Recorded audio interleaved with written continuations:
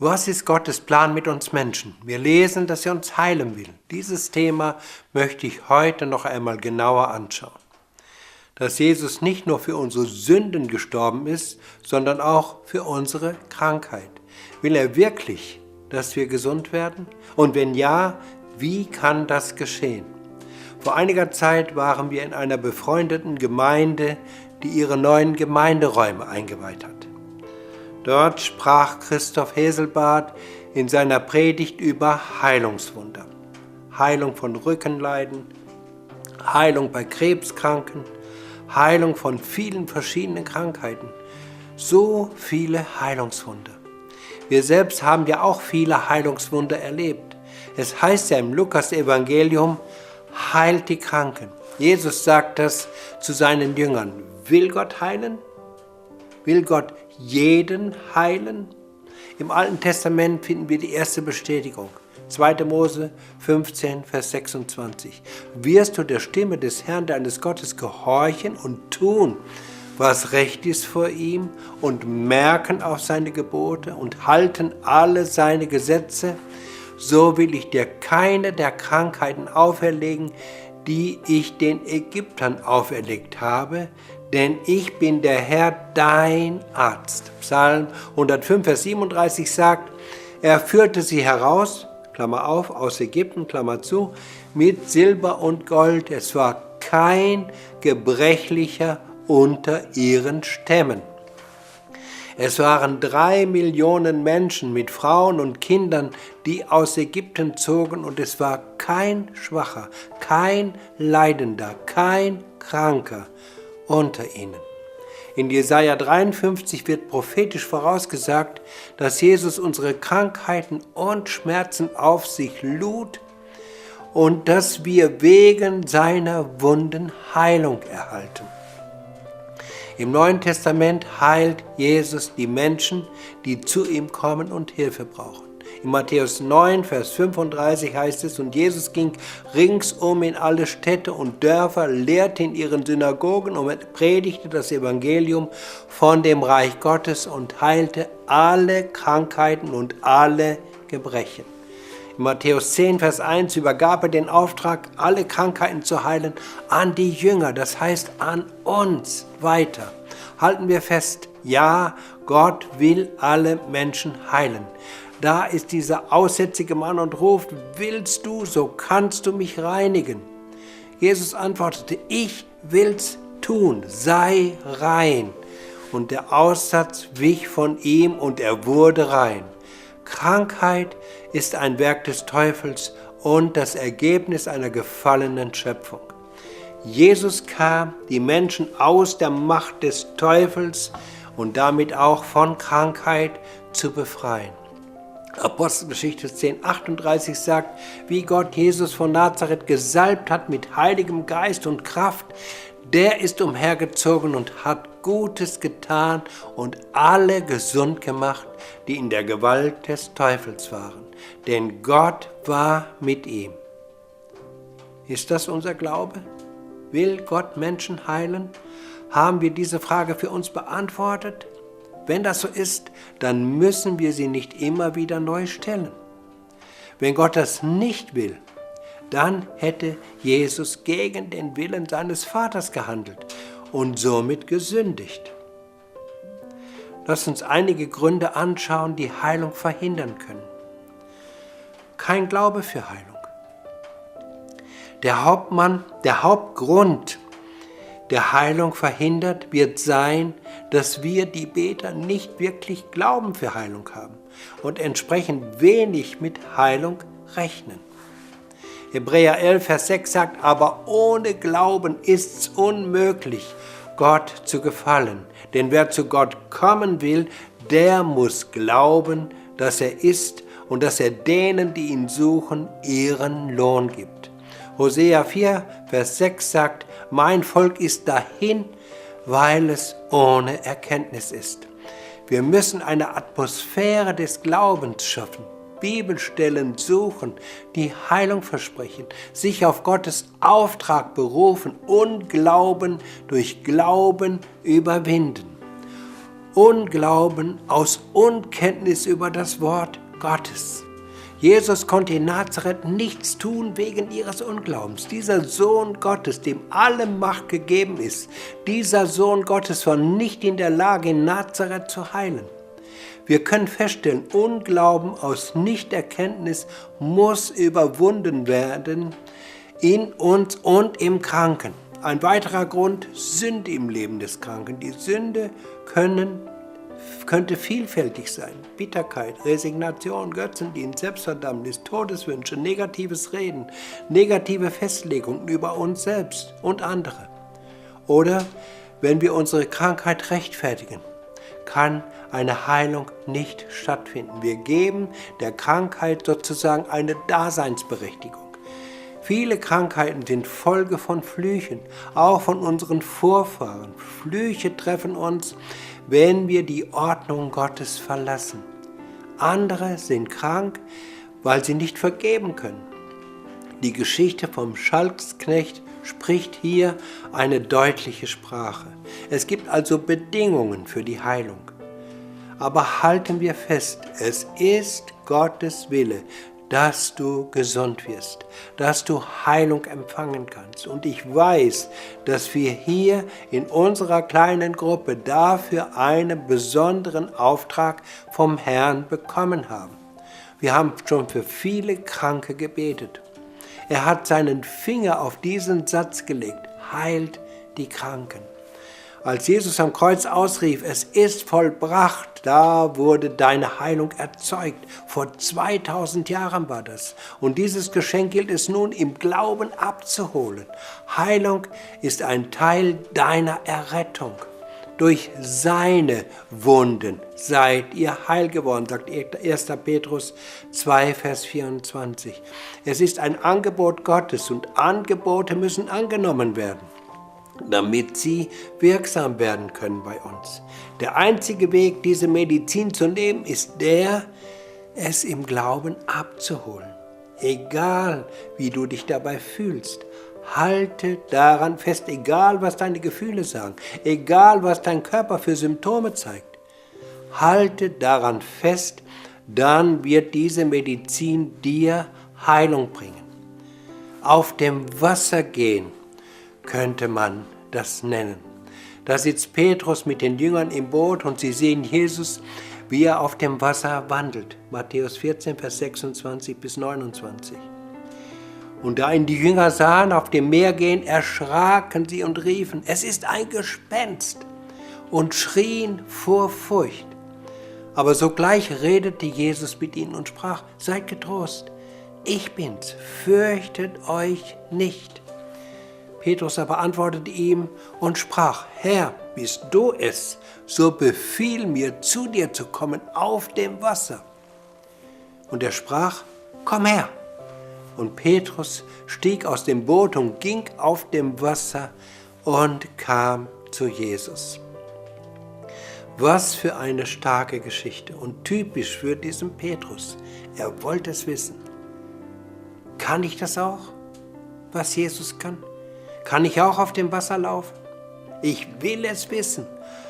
Eigentlich sollten wir auch so handeln und wissen wollen, was das Wort Gottes für eine Wirkung hat, wenn wir es anwenden in unserem Leben, im Glauben erwarten, über unseren Verstand hinaus anwenden, egal, auch wenn die anderen alle im Boot bleiben wollen. Ich will die Wirkung vom Wort Gottes erleben, indem ich es im Glauben, im Herzen empfange und mit dem Munde bekenne. Petrus glaubte, er wurde aktiv, als Jesus ihn rief. Er wollte es wissen und wurde belohnt. Interessant ist, dass das Wasser, oder sollte ich sagen, sein Glaube ihn trug, solange er im Glauben stand. Aber die Umstände waren nicht gut. Es war Nacht, zwischen 3 und 6 Uhr morgens. Es war Sturm. Das Boot bewegte sich. Keine gute Zeit, um Glaubensschritte zu gehen, oder? Manchmal sind es die Umstände, die unsere Heilung verhindern wollen, weil wir auf sie schauen und nicht auf den Herrn. Dann sprach Jesus zu ihnen: Seid getrost, ich bin's, fürchtet euch nicht. Einige erkannten seine Stimme. Es war eine ihnen vertraute Stimme. Petrus aber antwortete ihm und sprach: Herr, bist du es, so befiehl mir, zu dir zu kommen auf dem Wasser. Petrus wollte selbst erleben, dass durch Glauben Wunder möglich sind. Petrus war nicht fanatisch. Er wollte es einfach ausprobieren, was Glauben bewirken kann. Und Jesus ruft ihn zu sich. Und er sprach: Komm her. Und Petrus stieg aus dem Boot und ging auf dem Wasser und kam auf Jesus zu. Fanatismus stürzt sich aus eigener Kraft in etwas hinein, will sich selbst beweisen. Der Glaube bewegt sich aber auf der Grundlage vom Wort Gottes. Petrus lässt sich von Jesus rufen und Jesus lässt sich darauf ein. Er ruft ihn und sprach: Komm her. Und Petrus stieg aus dem Boot, mitten in der Nacht, bei Sturm. Ich denke mal, dass Petrus das gar nicht bemerkt hat. Er wusste, er würde jetzt eine Glaubenserfahrung machen mit seinem Herrn und war dazu bereit. Und er stieg aus. Er ließ alle Vernunft beiseite. Wenn unser Verstand das Kommando hat, dann werden wir diese Schritte nicht gehen. Petrus aber folgte dem Wort und ließ sich von Jesus rufen. Er ließ alle Vorsichtsmaßnahmen beiseite. Er hätte ertrinken können bei diesem Sturm in der Nacht. Und das Wunder geschah. Er konnte auf dem Wasser gehen, genau wie sein Herr. Vielleicht hören wir gerade Jesus rufen: Ihr werdet größere Wunder tun, als ich sie getan habe. Petrus konnte auf dem Wasser gehen. Ich denke, diese Herausforderung, auf dem Wasser zu gehen, werden wir in unserem Leben nicht haben. Bei uns gibt es andere Herausforderungen. Aber es ist die gleiche Art, wie wir den Herausforderungen begegnen wollen, mit dem Wort Gottes. Und das muss seinen Platz bekommen. Vielleicht einen neuen Platz, den wir dem Wort Gottes bisher noch nicht gegeben haben. Über unseren Verstand hinaus, über unsere Logik hinaus, über unsere Lebenserfahrungen hinaus, über unsere eigene Kraft hinaus, über unsere eigenen Möglichkeiten hinaus. Dann hat das Wort die gleiche Wirkung wie der Ruf Jesu an Petrus. Es wird uns tragen durch alle Umstände hindurch, durch alle Hindernisse, Schwierigkeiten, Katastrophen, Ängste und Sorgen hindurch. Aber das Wort braucht diese neue Position in unserem Herzen. Jetzt kommen wir zum zweiten Teil dieser Geschichte. Matthäus 14, Vers 30.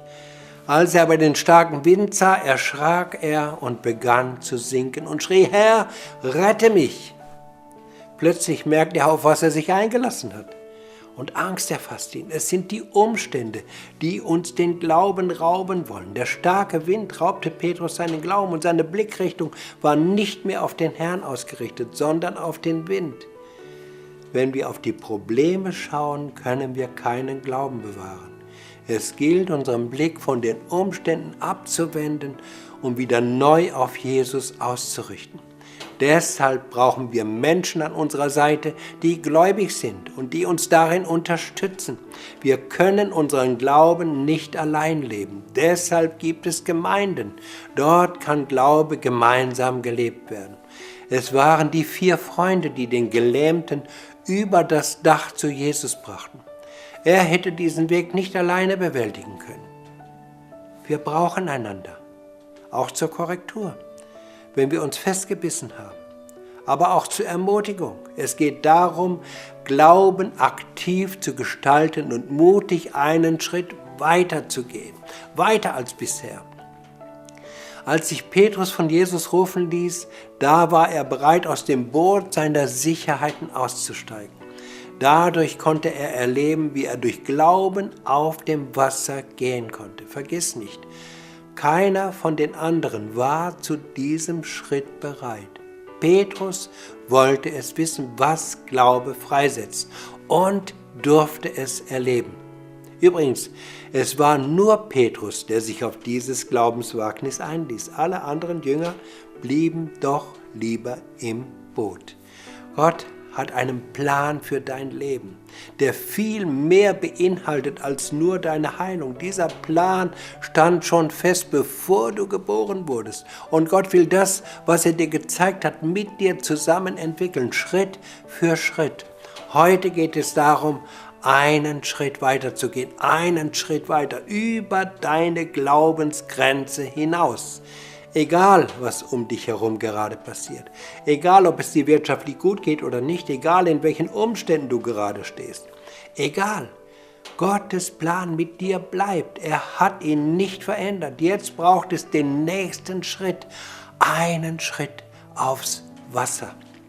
Keine Umstände können diesen Plan verhindern. Ein Teil dieses Plans ist deine Gesundheit. Vielleicht denken wir, wird unser Glaube denn dafür ausreichen? Die Jünger baten Jesus, stärke uns den Glauben. Mit anderen Worten, hilf uns, dass wir das auch können. Und Jesus antwortete ihnen, der Herr aber sprach, wenn ihr Glauben hättet so groß wie ein Senfkorn, dann könnt ihr zu diesem Maulbeerbaum sagen, reiß dich aus und versetze dich ins Meer und er würde euch gehorchen. Ein interessanter Satz. Wenn nur Glaube da ist so groß wie ein Senfkorn, dann könnt ihr damit große Dinge bewirken. Glaube entsteht durch das gepredigte Wort Gottes, wenn es in ein aufgeräumtes Herz fällt. Dann wird dieses Wort Gottes von selbst Glauben erzeugen. Also unsere Aufgabe ist, das Herz sauber zu halten, es zu behüten mit allem Fleiß. Da können sich nämlich Überzeugungen ansammeln, die dem Wort Gottes entgegenstehen. Haben wir es allerdings behütet, bewahrt und nehmen das Wort Gottes dankbar auf, dann wird es genau das tun, wozu es gesandt wurde. Es wird Glauben erzeugen. Die Jünger bitten Jesus um mehr Glauben. Also es soll nicht nur ein Senfkorn sein, sondern es soll wachsen. Aber hier müssen wir sorgfältig unterscheiden. Allein dadurch, dass das Wort in dein Herz fällt, werden sich bei dir noch keine Glaubensmuskeln entwickeln. Dein Glaube wird zwar ständig gefüttert, aber er wird noch nicht wachsen. Die Glaubensmuskeln wurden nicht trainiert. Glaube muss benutzt werden, trainiert werden. Also raus aus dem Boot, aufs Wasser. Glauben kannst du mit einem Muskel vergleichen. Einmal braucht er Nahrung, die bekommt er durch das Wort, aber jetzt muss er auch benutzt werden, indem du deinen Glauben im Alltag durch Handlungen aktiv werden lässt, wird dein Glaubensmuskeln wachsen. Glauben heißt handeln. Petrus erlebte dieses Wunder, als er aus dem Boot ausstieg. Hätte er gesagt, oh Herr, es reicht mir, dass du zu mir rufst, dass ich kommen soll. Aber jetzt ist eine schlechte Zeit, es ist dunkel und es stürmt. Lass uns später nochmal darüber nachdenken. Und ob das überhaupt noch nötig ist, da bin ich mir auch nicht mehr sicher. Dann hätte er das Wunder nicht erlebt. Glauben heißt handeln. Petrus wurde gerufen und er stieg aus dem Boot aus. Glaube ist immer eine Handlung, hat mit Risiko zu tun. Erst durch deine Handlung wird dein Glaube aktiv. Solange steht er dir sozusagen im Herzen lediglich zur Verfügung. Aber er hat noch keine Muskeln. Jesus benutzt dieses Senfkorn, um dir zu zeigen, dass nicht die Menge entscheidend ist, sondern das Vorhandensein überhaupt. Wenn ihr Glauben hättet, so groß wie ein Senfkorn, glaube dem Wort Gottes, schaffe Platz für das Wort Gottes in deinem Herzen und dann empfange und sprich es laut aus. Der Same ist gesät worden, jetzt kann die Heilung erfolgen. Vielleicht nimmt es Zeit in Anspruch. Wie lange so etwas dauert, hängt von verschiedenen Faktoren ab. Du säst und bekennst, das reicht aus. Der Same wird Frucht hervorbringen. Denn es ist ein unvergänglicher Same und er kommt direkt aus dem Wort Gottes. Jetzt ist es wichtig, dass du Geduld hast. Vielleicht nimmt es Zeit in Anspruch, bis sichtbar wird, was im Unsichtbaren bereits vollzogen ist. Es gibt noch einen Schritt vor dem Handeln im Glauben und der heißt nehmen, annehmen, was dir vom Herrn angeboten wird. Petrus nahm den Ruf von Jesus an. Komm her. Und er ging. Glauben heißt, wir strecken unsere Hände aus zum Empfangen. Deshalb ist Glauben auch nehmen. Hört sich doch einfach an, oder? Weil es sich so einfach anhört, wird es von vielen nicht wahrgenommen, angenommen. Es ist doch Jesus, der Vollender unseres Glaubens ist. Du kannst keinen Glauben erzeugen oder ausbrüten, das funktioniert nicht. Da schlüpft kein Glaube aus dem Ei. Du kannst keinen Glauben ausbrüten, auch wenn du noch so lange über den Eiern bleibst. Lass uns diesen Satz, habt Glauben an Gott, einmal näher unter die Lupe nehmen. Der Urtext heißt, habt Gottes Glauben. Man könnte es auch so übersetzen, habt den Glauben, den Gott für euch bereithält. Wir können uns den Glauben von Gott nur schenken lassen. Glauben heißt, etwas für wahr halten, überzeugt sein, Gewissheit haben. Glauben ist ein Fürwahrhalten von Aussagen, die man nicht überprüfen kann. Ein schottischer Theologieprofessor hat einmal gesagt, es gibt 2 großartige Tage im Leben eines Menschen. Den Tag, an dem er geboren wurde, und den Tag, an dem er entdeckt, wofür. Und noch etwas ist bedenkenswert. Glaube schafft Realitäten. Hab keine Angst, etwas Neues auszuprobieren. Denk daran, ein Amateur hat die Arche Noah gebaut und Profis die Titanic. Gott ruft nicht die Begabten, aber er begabt die Berufenen. Biblischer Glaube entsteht aus einer intensiven Beziehung mit Gott. Jesus hat uns nicht gelehrt, dass wir an die Kraft des Glaubens glauben sollen, sondern an die Kraft Gottes. Glaube bringt Gottes Kraft zu uns. Wir erleben das immer wieder in unseren Gebeten für Kranke, wenn dann die Kraft Gottes kommt. Also Gott ist der Urheber des Glaubens. Der Glaube an Gott ist Teil des gesamten Erlösungswerkes. Wir müssen ihn also nicht produzieren. Wenn wir Gottes Glauben haben wollen, müssen wir in Christus sein. Während wir in ihm sind, wird uns Glaube zuteil. In Christus sein heißt die Lösung. Und da können wir dann schon wieder anfangen und neue, gute Werke produzieren, um den Nachweis zu erbringen, dass wir ja dadurch in Christus sind. In Christus sein hat noch nichts mit guten Werken zu tun, sondern mit einer Position, die wir eingenommen haben. Ja, wir sind eine Leistungsgesellschaft geworden, beziehen uns alle auf Leistung. Dabei geht es hier erst einmal um ein Fundament, um eine Position, die wir im Glauben einnehmen. Und das Wort Gottes gibt uns hier eine starke Zusage. Johannes 6,37 sagt, alles, was mir mein Vater gibt, das kommt von mir. Und wer zu mir kommt, den werde ich nicht hinausstoßen. Du bleibst nicht in Christus, weil du so fromm bist oder weil du so treu bist oder weil du so fleißig bist. Du bleibst in Christus, weil er so treu ist. Dein Sorgen um dieses in Christus bleiben bringt dich dazu, dass du dich ständig mit dir selbst beschäftigst. Da gibt es Menschen, die ständig Angst haben, ihre Lösung wieder zu verlieren. Petrus wollte neue Erfahrungen mit Gott machen und machte sie. Sein ganzes Leben lang wird er dieses Gehen auf dem Wasser nicht vergessen haben. Was haben wir gelernt? Glauben heißt nehmen, das Wort Gottes für uns in Anspruch nehmen, es in unserem Herzen festzuhalten und unser Herz zu bewahren. Und dann heißt es, Glauben heißt auch handeln. Dieser Petrus tut es. Mit dieser Erfahrung, die er hier gemacht hat. Jetzt wollen wir wissen, was das Wort bewirken kann, wenn wir es im Glauben angewendet haben. Apostelgeschichte 3, Vers 3 bis 7. Als er nun Petrus und Johannes sah, die eben durch das Tor gehen wollten, bat er sie, um etwas zu geben. Die beiden blickten ihn aufmerksam an und Petrus sagte, sieh uns an. Der Mann sah sie erwartungsvoll an. Er hoffte, etwas von ihnen zu bekommen. Da sagte Petrus zu ihm, Silber habe ich nicht und Gold habe ich auch nicht. Doch was ich habe, das gebe ich dir im Namen von Jesus Christus aus Nazareth. Steh auf und geh umher. Mit diesen Worten fasste er ihn bei der rechten Hand und half ihm auf, sich aufzurichten. Im selben Augenblick kam Kraft in seine Füße und seine Gelenke wurden fest. Eine interessante Geschichte. Ein Mann von Geburt an gelähmt, liegt am Goldenen Tor, Muskeln, Knochen, Sehnen, war nie ausgebildet worden.